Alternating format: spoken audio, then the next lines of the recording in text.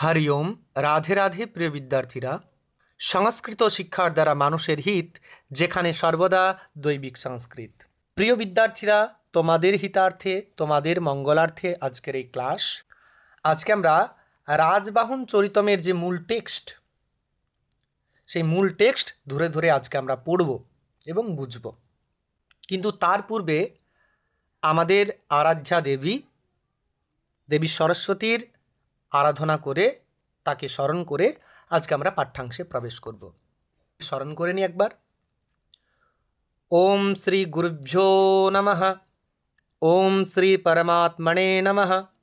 সরস্বতী নমস্তুভ্যং বরদে কামরূপিণি বিদ্যারম্ভং করিষ্যামি সিদ্ধির্ভবতু মে সদা।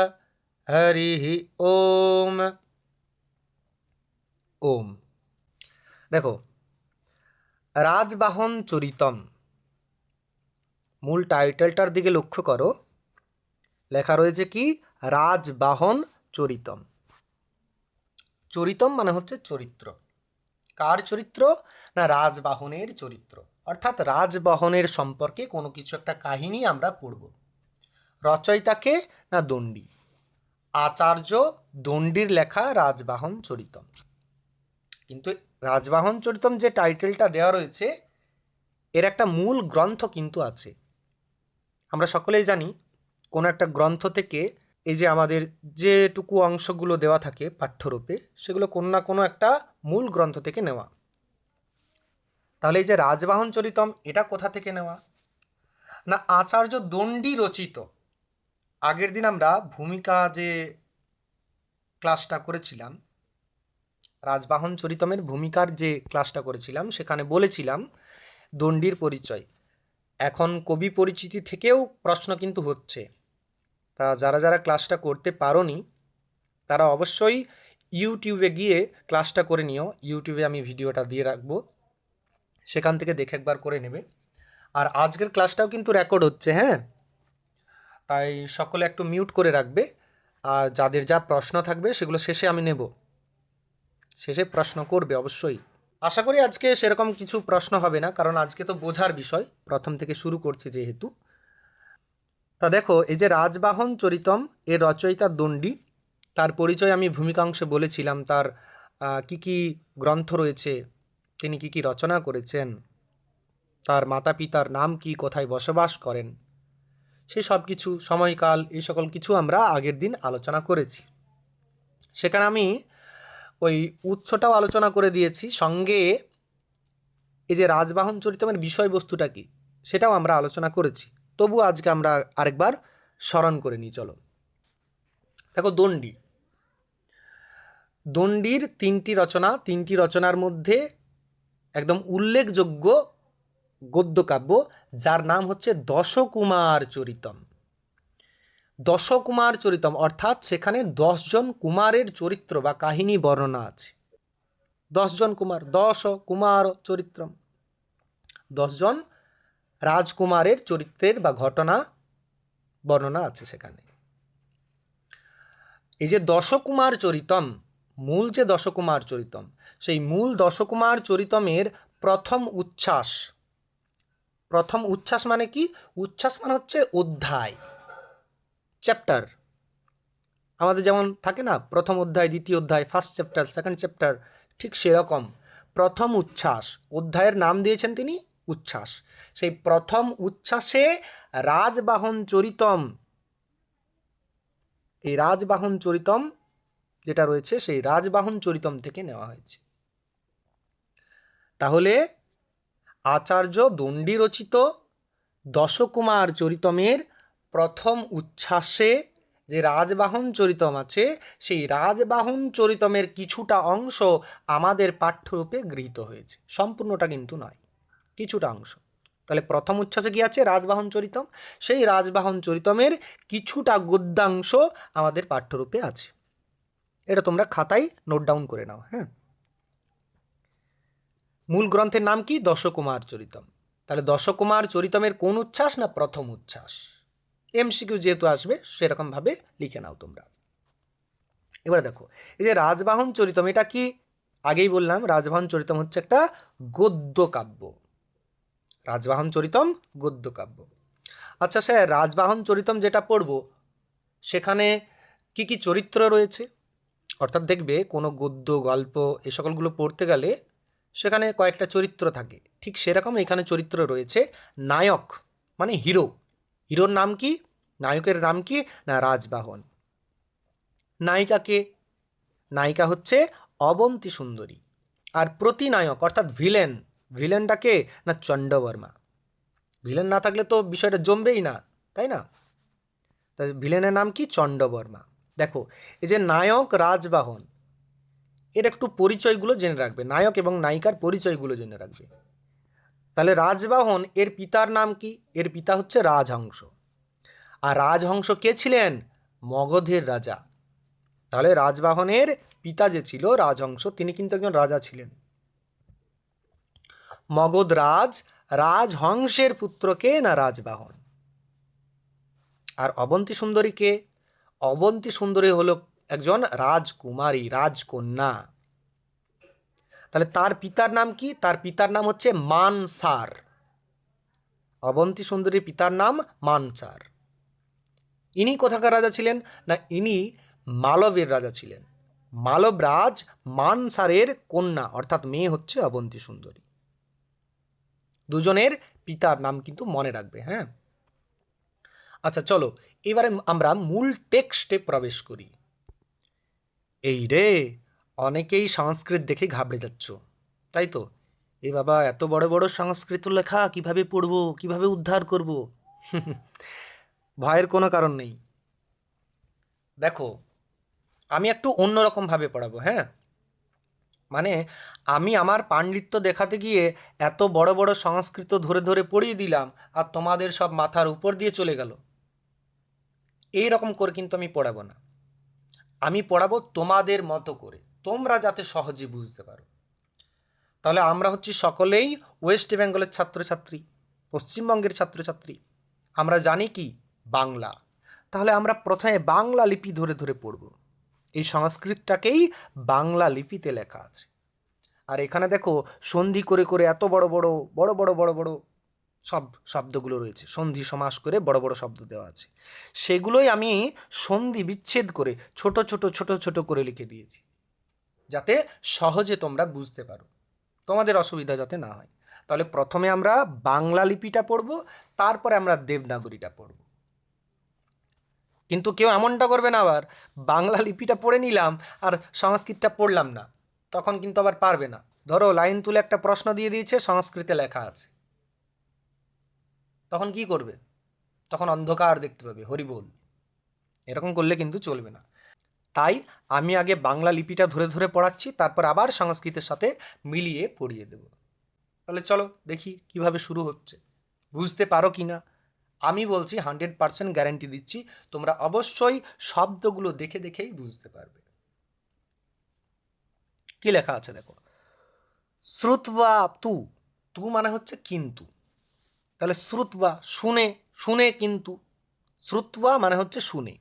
তাহলে কি শুনে না, বলছে ভুবন বৃত্তান্তম। ভুবন, ভুবন মানে হচ্ছে পৃথিবী।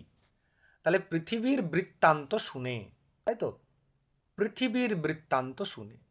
আমি এগুলো আরও ইন ডিটেলস এক্সপ্লেন করবো, হ্যাঁ। এখন সামান্য সামান্য অর্থগুলো ধরে ধরে যাচ্ছি। তাহলে পৃথিবীর বৃত্তান্ত শুনে, শ্রুত্বা তু ভুবন বৃত্তান্তম। বৃত্তান্ত মানে হচ্ছে ঘটনা, বৃত্তান্ত শব্দের অর্থ হচ্ছে ঘটনা। তাহলে কে শুনেছে, শোনার জন্য তো কেউ থাকবে, তখন বলছে উত্তমা অঙ্গনা। উত্তমা অঙ্গনা, উত্তম, উত্তম মানে কি ভালো, যার অঙ্গ ভালো, যিনি দেখতে সুন্দরী, সেই উত্তমা অঙ্গনা, অর্থাৎ সুন্দর চেহারা বিশিষ্ট যে নারী। তাহলে বলতে পারি আমরা রমণী শ্রেষ্ঠা, নারী শ্রেষ্ঠা, তাই তো। উত্তম নারী, ভালো নারী, সুন্দর নারী। সে কি শুনেছে, শ্রুত্বা তু ভুবন বৃত্তান্তম, ভুবন বৃত্তান্ত শুনেছে। এবারে শোনার ফলে কি হয়েছে, তার রিয়েকশনটা কি, তখন বলছে বিস্ময় বিকশিত অক্ষি। অনেকে বলবে স্যার অক্ষি, হ্যাঁ অক্ষি উচ্চারণ করলেও ঠিক, কিন্তু সংস্কৃতে যেহেতু আছে আমরা সংস্কৃতর মতো করে উচ্চারণ করার চেষ্টা করব। তাহলে বিস্ময় বিকশিত অক্ষি সস্মিতম ইদম অভাসত। তাহলে বিস্ময় বিস্ময় বিকশিত অক্ষি অর্থাৎ বিস্ময়ে আনন্দে কি হয়েছে বিকশিত অক্ষি, অক্ষিগুলো বিকশিত হয়েছে, যেমন ফুল বিকশিত হয় মানে ফুল ফোটে, তাহলে চোখগুলো ফুটে গেছে না, না না, চোখগুলো বড় বড় হয়ে গেছে, বিকশিত হয়ে গেছে। কুড়ি অবস্থায় যেমন একটা ফুল ছোট থাকে, তারপর যখন ফুটে যায় ফুলটা যেমন অনেকটা জায়গা নিয়ে নেয়, বড় হয়ে যায়, ঠিক সেরকম প্রসারিত হয়ে যায়, ঠিক সেরকম চোখগুলো প্রসারিত করে, আনন্দে প্রসারিত চোখে বিকশিত অক্ষি। সস্মিতম ইদম অভাসত। সস্মিতম মানে মুচকি হেসে, ঠিক আছে, মুচকি হেসে, একটু হেসে, মৃদু মৃদু হাসি সহকারে মুচকি মুচকি হেসে। ইদম অভাসত, দেখো অভাসত কেউ বলবে না, অভাসত, তয়ে হসন্ত যদি থাকতো তাহলে ভাসত বলতাম, যেহেতু হসন্ত নেই তাহলে বলতে হবে আমাদের কি অভাসত। তাহলে কি হয়েছে সস্মিতম ইদম অভাসত, হেসে হেসে, ইদম মানে হচ্ছে এই, এ কথা বলতে লাগলো। তাহলে এত দূর পর্যন্ত বোঝা গেছে। এবার আরেকটু এক্সপ্লেন করতে হবে, সংস্কৃতিটার দিকে একবার যাই আমরা। লেখা আছে শ্রুত্বা তু ভুবন বৃত্তান্ত মুত্তমাঙ্গনা, অর্থাৎ শ্রুত্বা শুনে, কে শুনেছে না উত্তমঙ্গনা, উত্তমঙ্গনা অর্থাৎ রমণী শ্রেষ্ঠা, দেখতে সুন্দরী যে উত্তম নারী। তাহলে উত্তমঙ্গনা অ্যাকচুয়ালি কে, কার কথা বলা হচ্ছে এখানে, এখানে অবন্তী সুন্দরীকে কিন্তু উত্তমঙ্গনা বলা হচ্ছে। তাই অবশ্যই মনে রাখবে, প্রশ্ন দিতে পারে উত্তমঙ্গনা কে, অপশন দিয়ে থাকবে, অনেকগুলো অপশন দেওয়া থাকবে, সেখান থেকে দেখতে হবে কোথায় অবন্তী সুন্দরী আছে, কারণ অবন্তী সুন্দরীর বিশেষণ দেওয়া হচ্ছে উত্তমঙ্গনা, অর্থাৎ রমণী শ্রেষ্ঠা, সুন্দরী দেখতে নারী। তাহলে শ্রুতবা কি শুনেছে সে, উত্তমঙ্গনা কি শুনেছে না ভুবন বৃত্তান্ত, ভুবনের বৃত্তান্ত শুনেছে। ভুবন মানে কি পৃথিবী, সেই পৃথিবীর বৃত্তান্ত শুনেছে। তাহলে এখানে কি বলছে ভুবন বৃত্তান্তম, ভুবন বৃত্তান্তম যে শব্দটা রয়েছে সেখান থেকে একটু জোর দাও। ভুবন অর্থাৎ কয়টি ভুবন আমাদের, চতুর্দশ ভুবন, চতুর্দশ মানে 14টি ভুবন, এটা খাতায় নোট ডাউন করে নাও। 14টি ভুবনের বৃত্তান্ত শুনে, কি কি স্যার 14টা ভুবন, ভুবন মানে কি পৃথিবী বা লোক, এক কথায় লোক। দেখো আমরা যে লোকে বসবাস করছি তার নাম হচ্ছে ভূলোক। ভূলোক, ভূলোকের উপরের দিকে আছে 7টি লোক আর নিচের দিকে আছে 7টি লোক, তাহলে 7 সাথে মোট 14টি লোক। যদি ধরা হয় ভূলোক, আমরা ভূলোকে বসবাস করছি অর্থাৎ পৃথিবী লোকে বসবাস করছি, তাহলে ভূলোক এর উপর আছে ভুবলোক, ভুবলোকের উপরে আছে স্বলোক, তার উপরে আছে মহলোক, মহলোকের উপরে আছে জনলোক, জনলোকের উপরে আছে তপলোক, আর তার উপরে আছে সত্যলোক। দেখো তাহলে কয়টা লোক হচ্ছে, দেখো 1 2 3 4 5 6 7, ভূলোক থেকে উপরের দিকে 7টি লোক হচ্ছে এদিকে। এবারে নিচের দিকে হবে 7টি লোক, কি কি, তাহলে ভূলোক আছে, ভূলোকের পর কি পাচ্ছি আমরা, ভূলোকের পর পাচ্ছি আমরা অতল, তারপরে আছে বিতল, তারপরে আছে তল, তারপরে আছে রসাতল, তারপরে আছে তলাতল, তারপরে আছে মহাতল, এবং একদম অন্তিম যেটা পাচ্ছি আমরা মহাতলের পর পাচ্ছি পাতাল।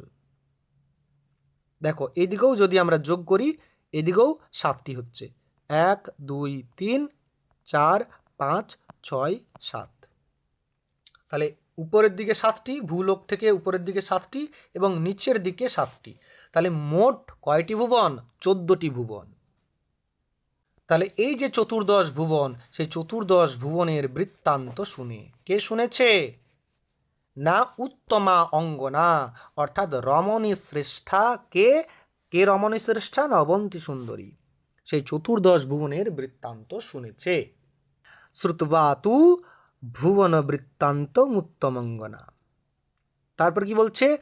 বিস্ময় বিকশিতাক্ষী। তাহলে সেই উত্তমঙ্গনা সেই চতুর্দশ ভুবনের বৃত্তান্ত শুনে কি হয়েছে? তা সে আনন্দে বিস্ময়ে, আনন্দে বিস্ময়ে কি হয়েছে? বিকশিতাক্ষী, চোখগুলো কি হয়ে গেছে? না বড় বড় হয়ে গেছে, চোখগুলো বড় বড় হয়ে গেছে, প্রসারিত হয়ে গেছে, প্রসারিত চোখে কি হয়েছে? সস্মিত মিদম ভাসত। সস্মিত মানে একটু একটু স্মিত, অর্থাৎ হেসে, মৃদু মৃদু হেসে, মুচকি হেসে, ইদম ভাসত বলতে শুরু করলো, এই বলতে শুরু করলো। তাহলে কি বলতে শুরু করলো? এবারে বাকিটা পরবর্তী অংশে দেওয়া আছে। চলো কি কি বলছে দেখি এবারে, একবার মানেটা বলে দিই। পৃথিবীর অর্থাৎ চতুর্দশ ভুবনের বৃত্তান্ত শুনে, ঘটনা শুনে সেই উত্তমঙ্গনা অর্থাৎ রমণী শ্রেষ্ঠা উত্তম নারী কে? না অবন্তী সুন্দরী। বিস্ময়ে বিকশিত অর্থাৎ বিস্ময়ে প্রসারিত চোখে, মৃদু মৃদু হাসি সহকারে অর্থাৎ মুচকি মুচকি হেসে এ কথা বলল বা বলতে শুরু করলো। কি বলতে শুরু করলো দেখি এবারে কি কি বলছে। দেখো প্রথমে বলছে দ্বৈত ত্বৎ প্রসাদাৎ অদ্য মে চরিতার্থা সৌত্র বৃত্তি। আচ্ছা, দ্বৈত, দ্বৈত শব্দের অর্থ হচ্ছে হে প্রিয়। ওই যে তোমরা বলো না ডার্লিং, সোনা, বাবু, জানু, সেটাই আর কি ধরে নাও। তোমরা বলবে স্যার আপনি কাউকে বলেন নাকি? না না, আমার বলার মতো এখন আপাতত কেউ নেই, এই বাচ্চাদেরকে বলে থাকি। আচ্ছা দেখো, দ্বৈত, দ্বৈত মানে হচ্ছে প্রিয়। তাহলে হে প্রিয়, তাহলে এটা কে বলছে? না অবন্তী সুন্দরী। দ্বৈত অর্থাৎ হে প্রিয়, তৎ প্রসাদাৎ অদ্য মে চরিতার্থা সৌত্রবৃত্তি। তৎ তয়ে হসন্ত আছে, ঠিক আছে। এখানে বাংলাটা দেখলে যাদের বই আছে টেক্সট, তারা দেখবে খণ্ডক্ত লেখা থাকে, কিন্তু আমাদের তো সংস্কৃতে খণ্ডক্ত নেই, আমাদের কি আছে? তয়ে হসন্ত, সেখানে তয়ে হসন্ত ব্যবহার করা হয়, তাই আমি তয়ে হসন্ত ব্যবহার করেছি। তাহলে দ্বৈত হে প্রিয় তৎপ্রসাদাৎ অর্থাৎ তোমার প্রসাদাৎ অর্থাৎ কৃপায়, তোমার কৃপায়, তোমার অনুগ্রহে, তোমার অনুকম্পায় কি হয়েছে? না অদ্য মে চরিতার্থা সৌত্রবৃত্তি। অদ্য মে, আজ, মে মানে হচ্ছে আমার, আজ আমার, আজ আমার কি হয়েছে? চরিতার্থ অর্থাৎ সার্থক হয়েছে, আজ আমার সার্থক হয়েছে। কি সার্থক হয়েছে?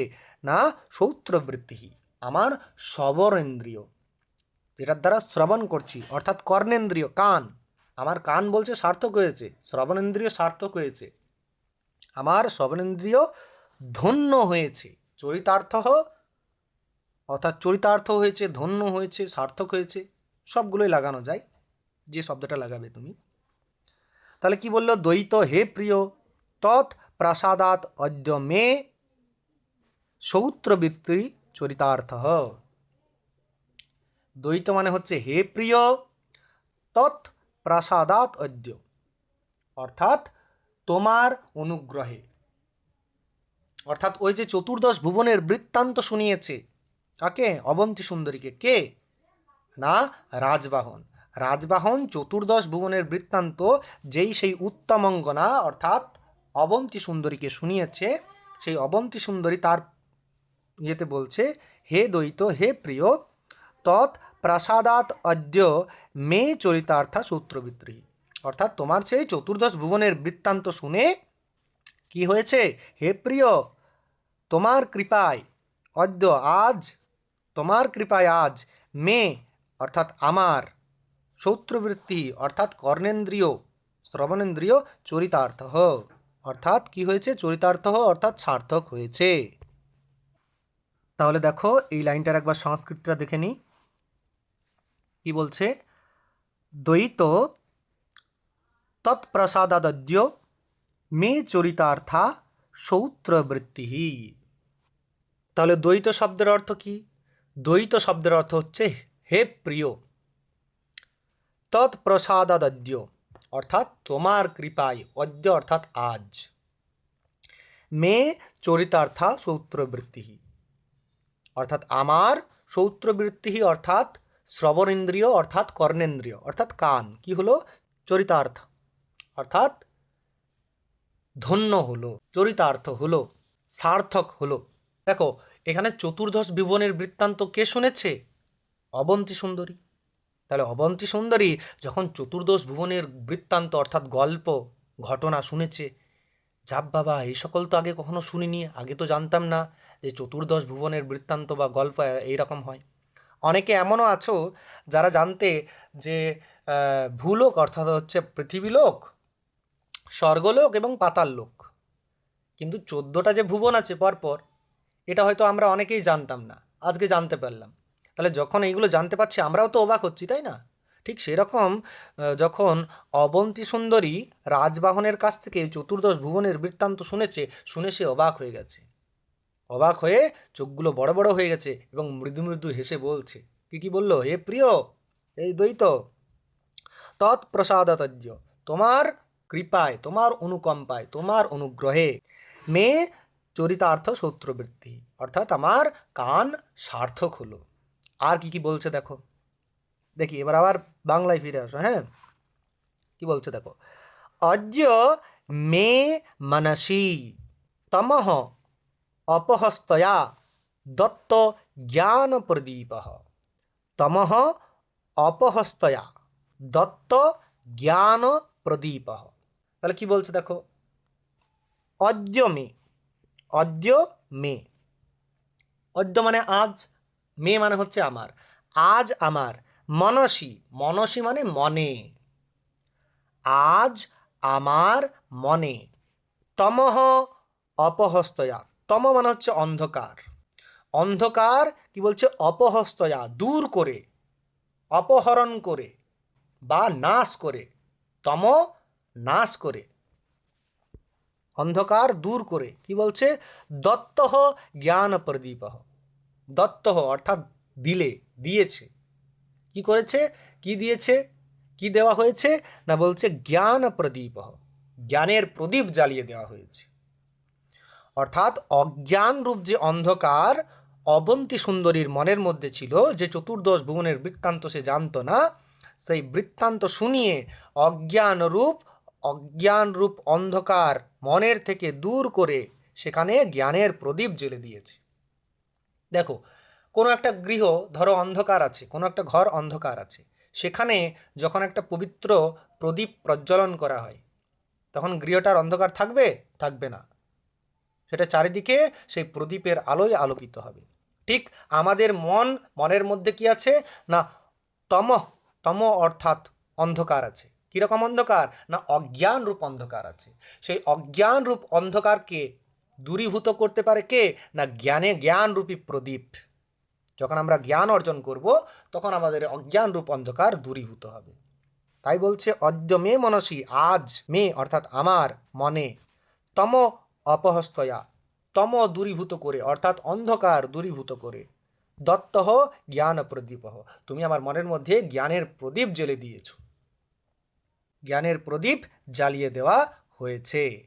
তাই বলছে দেখো, অদ্য মে মনসি তম অপহস্তয়া, তমোপহস্তয়া দত্তো জ্ঞান প্রদীপ, অদ্য মে মনসি আজ আমার মনে, আজ আমার মনে, তম অপহস্তয়া অর্থাৎ অন্ধকার দূর করে, দত্ত জ্ঞান প্রদীপ জ্ঞানের প্রদীপ জ্বালিয়ে দেওয়া হয়েছে। ক্লিয়ার? দেখো সংস্কৃতটা বুঝতে পারছো কিনা? অবশ্যই বুঝতে পারছো, তাই না? ইজি, বিশাল কঠিন কিছু নয়, ধরে ধরে পড়লেই পারবে। দেখো তারপর কি বলছে, পক্কম ইদানীম তৎ পাদপদ্ম পরিচর্যা ফলম। তাহলে কি বলছে? পক্কম ইদানীম, পক্ক মানে পরিপক্ক হওয়া, পরিপক্ক তো বলা যাবে না, এখানে তো কোনো ফলের বিষয় নয়, অর্থাৎ পরিপূর্ণ, পরিপূর্ণ হয়ে যাওয়া। তাহলে কি পরিপূর্ণ হয়েছে সেটা আমাদেরকে জানতে হবে। কখন পরিপূর্ণ হয়েছে বলছে ইদানিম। ইদানিম মানে হচ্ছে এখন। এখন পরিপূর্ণ হয়েছে। কি পরিপূর্ণ হয়েছে বলছে তৎ পাদপদ্ম পরিচর্যা ফলম। তোমার পাদপদ্মের যে সেবা করা তার ফল আজকে পরিপূর্ণ হয়েছে। তোমার যে পদসেবা করেছি এতদিন ধরে, ও যে আগেকার দিনে নারীরা কি করত, তার স্বামীদের পদসেবা করত, অর্থাৎ পা টিপে দিত। যেমন দেখবে নারায়ণ শয়ন করে আছে আর লক্ষ্মী দেবী দেখবে তার পায়ের কাছে বসে পদসেবা করছে, তাই তো? ঠিক সেরকম বলছে, বলছে তোমার এতদিন ধরে যে এই যে পাদপদ্ম তৎ পাদপদ্ম পরিচর্যা ফলম, তাহলে তোমার যে পদসেবা করে এসছি, পরিচর্যা করে এসছি, সেই ফল ইদানিং পক্কম, এখন পরিপূর্ণ হয়েছে। অর্থাৎ এতদিন ধরে যে তোমার পদসেবা করেছি, আজকে আমি তার ফল পেলাম। ওই চতুর্দশ ভুবন বৃত্তান্ত শুনে আজকে আমি তার ফল পেলাম। দেখো তাহলে একবার সংস্কৃতটা দেখে নিই আমরা। এই যে এখানে পক্কমিদানিং তৎ পাদপদ্ম পরিচর্যা ফলম। পক্কমিদানিম তৎ পাদপদ্ম পরিচর্যা ফলম। পক্কম ইদানিম, ইদানিম মানে হচ্ছে এখন, এখন পরিপূর্ণ হয়েছে বা পরিপক্ক হয়েছে কি না তৎ পাদপদ্ম পরিচর্যা ফলম, তোমার পাদপদ্ম সেবা করার ফল। তোমার পদসেবা করার ফল এখন পরিপূর্ণ হয়েছে। অর্থাৎ ওই রাজবাহনের কাছ থেকে চতুর্দশ ভুবনের বৃত্তান্ত শুনে এটা মনে হচ্ছে কার, না অবন্তী সুন্দরীর। আচ্ছা, তারপর কি বলছে দেখো, সংস্কৃত থেকে বাংলায় আবার ফিরে আসো।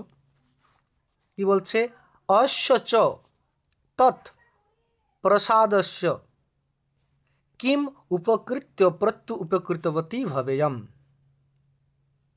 কি বলছে দেখো, অশ্য চ এবং এর, এর অর্থাৎ সেই চতুর্দশ ভুবনের বৃত্তান্ত, সেই চতুর্দশ ভুবনের বৃত্তান্ত শোনার পর, তাহলে সেইটার চতুর্দশ ভুবনের বৃত্তান্ত শুনে তৎ প্রসাদস্য কিম উপকৃত্য, অর্থাৎ তৎ প্রসাদস্য মানে তার পরিবর্তে, তোমার করুণায়, তোমার কৃপায় আমি সেই চতুর্দশ ভুবনের বৃত্তান্ত জানতে পারলাম। তারপর নাই কিম উপকৃত্য মানে কি উপকার করে, কি উপকার করে, আমি এমন কি উপকার করে প্রত্যু উপকৃতবতী, ও সেই উপকার করে ভবেয়ম, ভবেয়ম মানে হব, কি করে তোমার আবার প্রত্যু উপকারিণী হব। অর্থাৎ সহজ ভাষায় কি বলছে, যে তোমার এই কৃপায় আমি কিভাবে প্রতিদান দেব, তোমার এই যে কৃপা, তুমি যে আমাকে চতুর্দশ ভুবনের বৃত্তান্ত শোনালে, তার আমি কীরকমভাবে প্রতিদান দেব। উত্তর প্রত্যুত্তর ব্যবহার করি না, সেই রকম প্রত্যু শব্দটা ব্যবহার করা হয়েছে। তাই বলছে অশ্বচ এবং এর, এর অর্থাৎ চতুর্দশ ভুবন বৃত্তান্ত শুনে যে আমার অজ্ঞান রূপ অন্ধকার দূর করে জ্ঞানের প্রদীপ জ্বালিয়ে দিয়েছ মনের মধ্যে, তার, সেইটার। অশ্বচ তৎ প্রসাদস্য, এই যে তোমার কৃপা, সেই তুমি যে আমার উপরে কৃপা করেছো, তোমার কৃপার আমি কি করব, কিম উপকৃত্য মানে কিভাবেই বা, কি বা উপকার করে আমি প্রত্যু উপকৃতবতী, কি উপকার করেই বা আমি তোমার এই উপকারের প্রতিদান দিতে পারি। ভবেয়ম, সেটাই সে ভাবছে, ভবেয়ম। চলো একবার সংস্কৃতটা দেখে নিই তাহলে। কি লেখা আছে, অশ্য চ ত্বৎ প্রসাদস্য কিম উপকৃত্য প্রত্যু উপকৃতবতী ভবেয়ম। আরেকবার পড়ে নিই, অশ্য চ ত্বৎ প্রসাদস্য কিম উপকৃত্য প্রত্যু উপকৃতবতী ভবেয়ম। নেক্সট আবার সংস্কৃত থেকে বাংলায় ফিরে এসো। দেখো কি বলা হচ্ছে, অভদিয়ম হি ন এব কিঞ্চিত মত সম্বন্ধম। অভদিয়ম, অভদিয়ম মানে কি, অভদিয়ম মানে তোমাকে দেওয়া হয়েছে, মানে তোমাকে অদেয়, ন হি এব, এমন তোমাকে দেওয়া হয়নি এমন কিছুই নেই আমার কাছে, সোজা কথা, তোমাকে দেওয়ার মতো অবশ্যই আমার কাছে কিছু নেই, একদম কিচ্ছু নেই। কিঞ্চিত তৎ সম্বন্ধম, অর্থাৎ কোনো কিছুই আমার বিষয়, মানে আমার কাছে কোনো কিছুই নেই তোমাকে দেওয়ার মতো। এই যে তোমার প্রতিদান দেব, আগেই বললো, তোমার যে এই যে উপকার, এই যে কৃপা, কৃপার কিভাবে প্রতিদান দেব, এ বিষয়ে আমার নিজের কিছু নেই, অর্থাৎ তোমাকে দেওয়ার মতো আমার কাছে অদেয় কিছু নেই। অর্থাৎ সব কিছুই অবন্তী সুন্দরী রাজবাহনকে সমর্পণ করে দিয়েছে, না দেওয়ার মতো তার কাছে কোনো কিছুই নেই। তাই দেখো সংস্কৃতে আবার ফিরে যাই।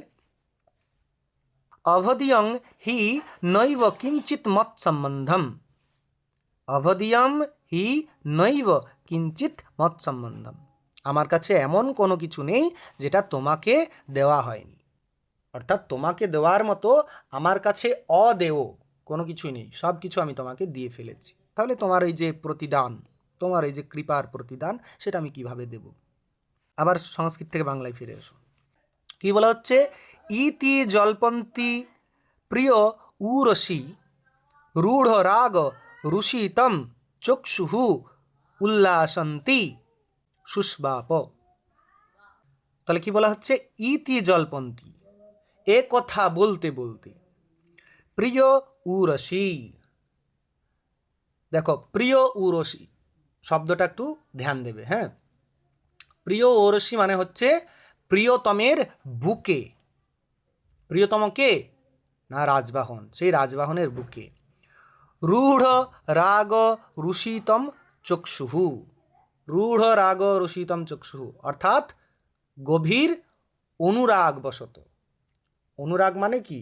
অনুরাগ মানে হচ্ছে প্রেম। সেই অনুরাগ বশত কি হয়েছে?